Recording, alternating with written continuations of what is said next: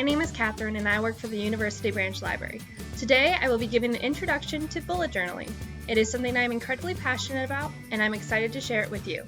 First, we will discuss the background behind bullet journaling and how it came to be.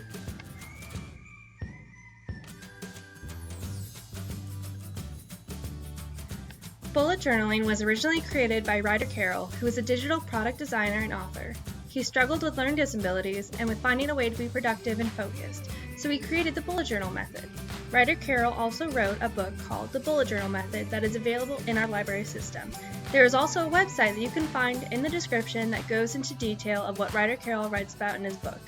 We will be discussing some of the elements of the original bullet journal method today.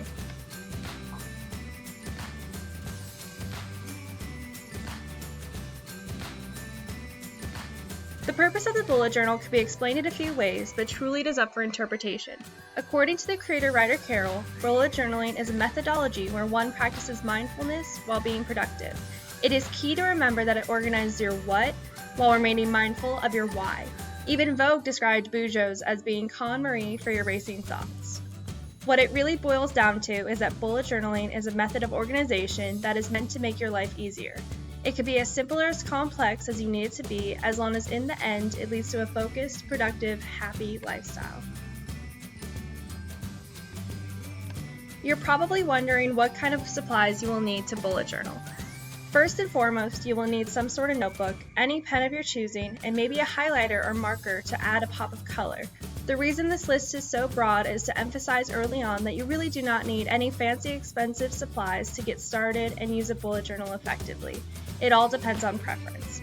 I prefer dot grid notebooks, but I've seen plenty of bullet journals that were made from lined, graph, or sketchbooks. Sometimes I use the fancier pens, but a regular old ballpoint pen works just as well. Highlighters are surprisingly easy to come by and really do bring life to your bullet journal. Once you have the basics, you are all set to go to create something wonderful. I have listed some popular supplies to give you an idea of what bullet journal users are using. I have tried a little bit of everything with each of these supplies. Personally, I have an Archer & Olive notebook, but I started with a Moleskine dot grid journal. For page setups, calligraphy, and drawing, I love my Tombow Fudenosuke brush pens and my Micron fine liners. For basic journaling, gel pens are a must. I highly recommend reaching for some supplies to add a touch of color. Crayola Super Tip markers are easy to find and are affordable. Zebra mild liners are great for highlighting and light coloring. Tombow dual brush pens are excellent for coloring and calligraphy, but they are a bit pricier. There are other brush pens on the market that you could get as well.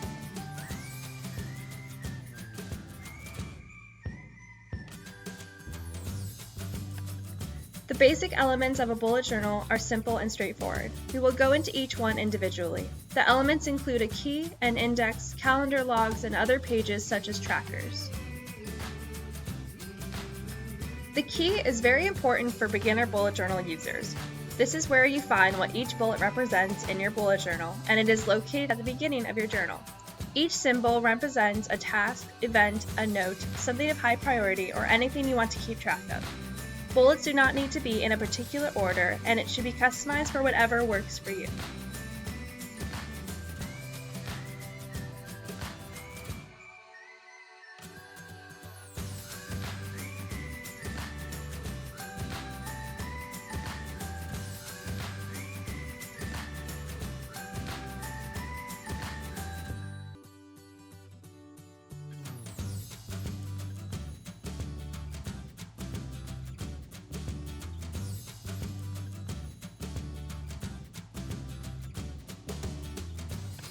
The index is also located at the beginning of the bullet journal. I find the index to be more optional, but it is important for anyone using their bullet journal for multiple purposes. I recommend leaving plenty of space in the beginning for your index, and some notebooks even come with an index already in place. It is a fairly easy way of keeping track of where everything is by listing numbers for each topic.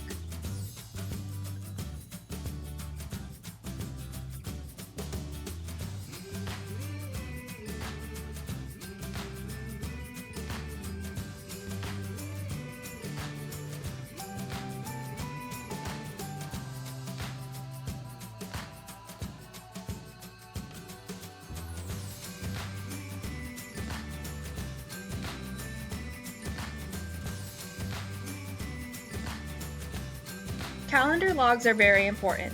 There are yearly, monthly, weekly, and daily logs that you can incorporate. They can include as much or as little information as you want.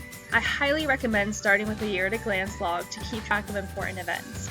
I use my weekly and daily logs the most, and I find it very helpful to have a monthly log to plan weeks in advance.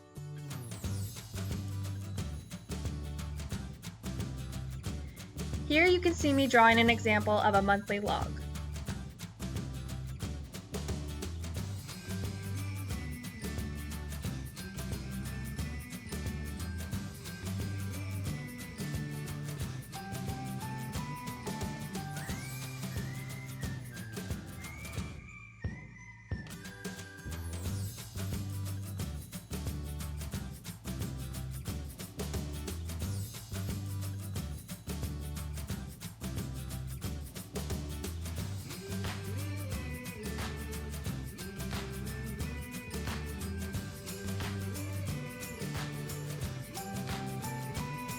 Here you can see me drawing an example of a weekly spread.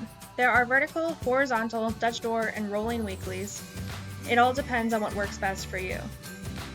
Go ahead and do some Google searching and some practicing to see what works best.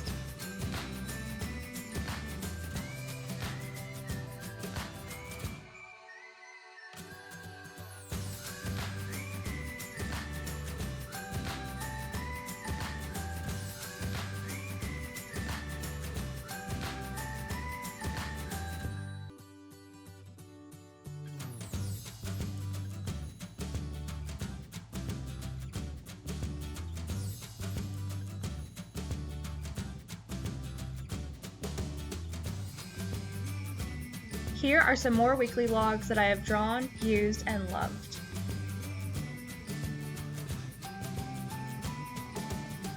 Now we're moving on to trackers. Trackers are probably my favorite part of bullet journaling. The most popular trackers are habit and mood trackers. You can really track anything you want, including expenses, fitness, reading, homework, social media, movies, and more. It can either be a cross-off system or a color-coordinated system. You can see that some of these trackers are very colorful and creative, while other ones are minimal and efficient. Again, it all depends on what works best for you. If things get a little too complicated, or if you simply are not using your trackers, then simplify them or scratch them altogether. Also, do not feel bad if you don't track your mood or habits every single day. This is meant to show data in a fun way, and it is not meant to stress you out. There is plenty of inspiration on sites like Pinterest and YouTube, and a quick Google search should do the trick as well.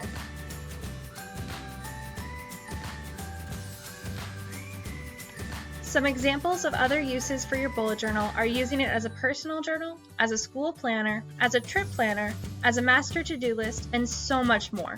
I have made spreads that I used as scrapbook pages for fun trips I went on, for displays I created for the library, for song lyrics I really enjoy, and so on. You can truly create pages about anything you want, anything that inspires you, anything you want to keep track of and remember.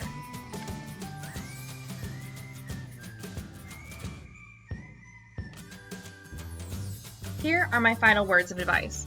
You can start a bullet journal whenever you want. Any day, any month, any year, and time. It really does not matter. Just start. My first bullet journal started in the middle of October, and all I had was a notebook, a pen, and a highlighter. Now, I create everything between fundamental to-do lists all the way to works of art. Also, do not put pressure on yourself. The purpose of the bullet journal is to make your life easier, not harder. Do not set up too much too fast, and try to change things up every once in a while. If you plan too far ahead or keep everything the same, you may lose interest. Your bullet journal does not have to be perfect. Keep it simple at first and go from there. Do not expect it to be perfect, just make sure you find a style that works for you. Finally, make it your own. This is supposed to be a personal thing, and you should stick to whatever works for you. This is your journal, your life, your happiness. Make sure it works for you, and I promise you will not be able to live without it.